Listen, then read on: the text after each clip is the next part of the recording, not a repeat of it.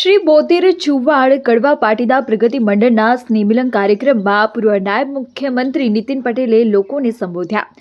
દીકરી જન્મે લક્ષ્મી અવતરણ ભેટ આપવાની પરંપરા બોતેર સમાજની આગવી ઓળખ. બાળપણથી યુવાની, યુવાનીથી ઘડપણ સુધી જીવનનો કર્મ છે. દરેક અવસ્થાનું કર્તવ્ય સમયસર નિભાવવું જરૂરી. સમય સાથે ન ચાલીએ તો સમય આપણને પાછળ રાખી દેશે. માત્ર પૈસા હોવા મહત્વના નથી. દેશ, સમાજ અને ધર્મ માટે જે ખર્ચે નહીં તે પૈસાનું મૂલ્ય નથી. સોમનાથ મહાદેવના પાવન દિવસે ઐતિહાસિક ઉજવણી. મોહમ્મદ ગઝની સહિતના આક્રમણકારોએ મંદિરો લૂંટ્યા છતાં હિન્દુએ પોતાની શક્તિ પ્રમાણે પુનઃનિર્માણ કર્યું. 1947 બાદ સરદાર વલ્લભભાઈ પટેલે સોમનાથ મંદિરના પુનઃનિર્માણનો સંકલ્પ લીધો. લોકોના દાન અને સરદાર સાહેબની લાગણીથી સોમનાથ આજે 12 જ્યોતિર્લિંગમાં સ્થાન ધરાવે છે.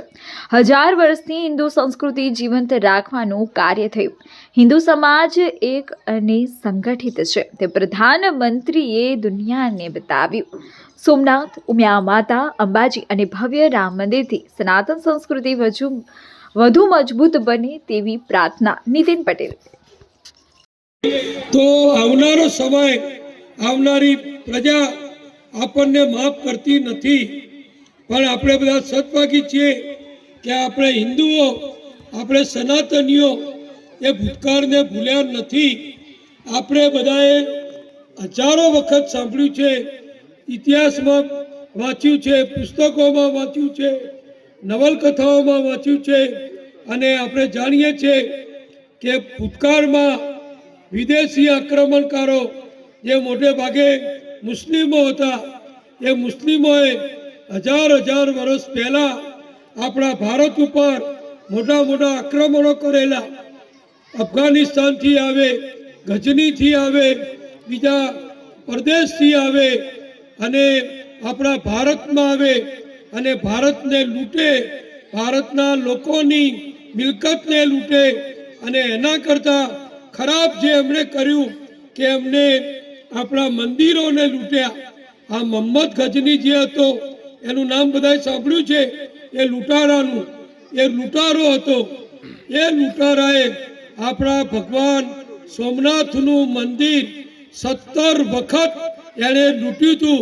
અને જ્યારે આવે ત્યારે સેંકડો કિલો સોનું, હીરા, ઝવેરાત, ચાંદી જે ભક્તોએ, એ વખતના રાજાઓએ ભગવાન સોમનાથને ભેટ ધર્યું હોય, ભગવાનને અર્પણ કર્યું હોય, એવું સોનું, ચાંદી, જર ઝવેરાત આ મોહમ્મદ ગજની વારંવાર ભગવાન સોમનાથના મંદિર ઉપર હુમલો કરીને લૂંટી જતો હતો. અને બીજું એનામાં એક અપલક્ષણ હતું કે લૂંટ તો કરે પણ મંદિરોને પણ એ તોડી નાખતો હતો. જેમ મારે સરખામણી ના કરાય, પણ તમને કહું, ખરાબ લાગશે પણ કહેવું જરૂરી છે કે કૂતરો ક્યાંય જાય તો પેશાબ કરે, એ કૂતરાનું લક્ષણ છે.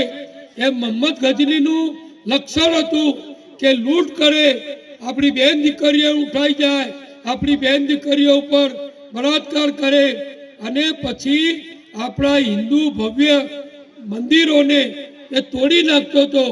આવું સેંકડો વર્ષ સુધી આ મોગલોએ, આ મુસ્લિમોએ, આ વિધ્વંસકોએ એ આપણા ભારત ઉપર અનેક આક્રમણો કરી અને આખા ભારતને, ભારતની સંસ્કૃતિને, આપણા હિન્દુ ધર્મને ખૂબ મોટું નુકસાન કરવાનો પ્રયત્ન કરેલો.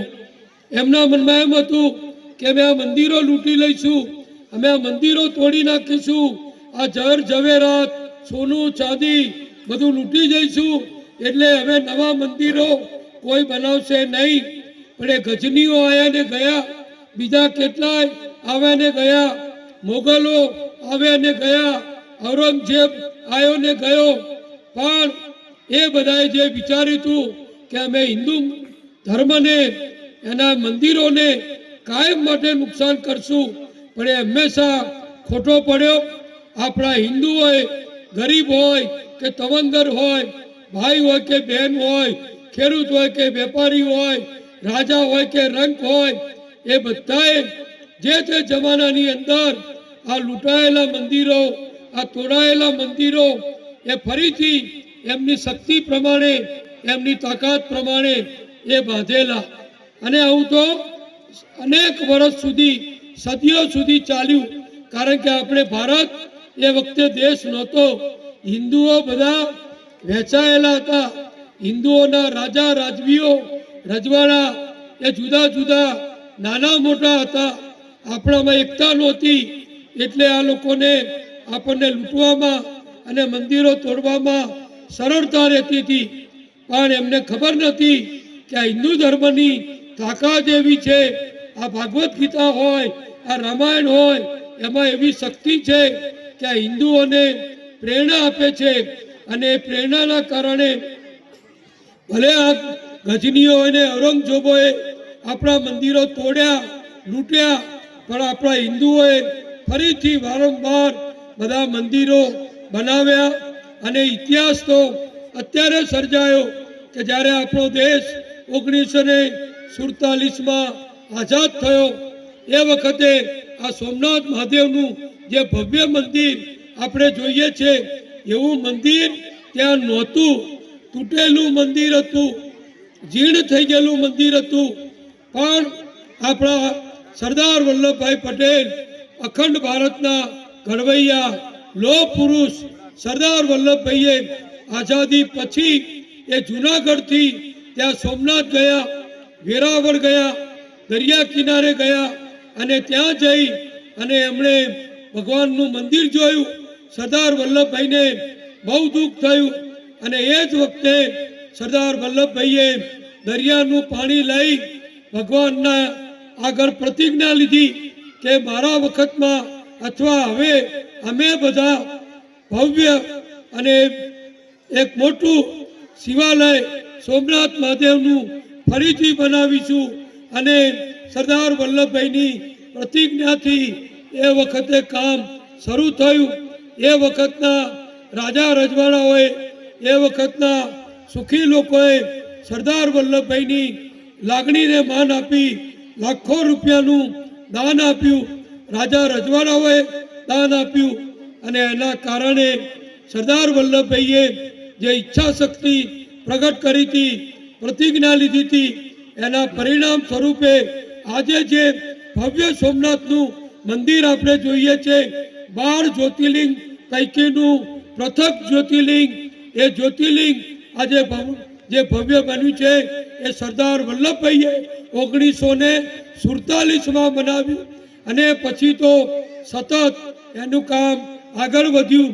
અને આપણા બધાના સદનસીબે આપણા મુખ્યમંત્રી સ્વર્ગસ્થ કેશુભાઈ પટેલ એના ટ્રસ્ટી બન્યા. એમણે નિર્માણ કામ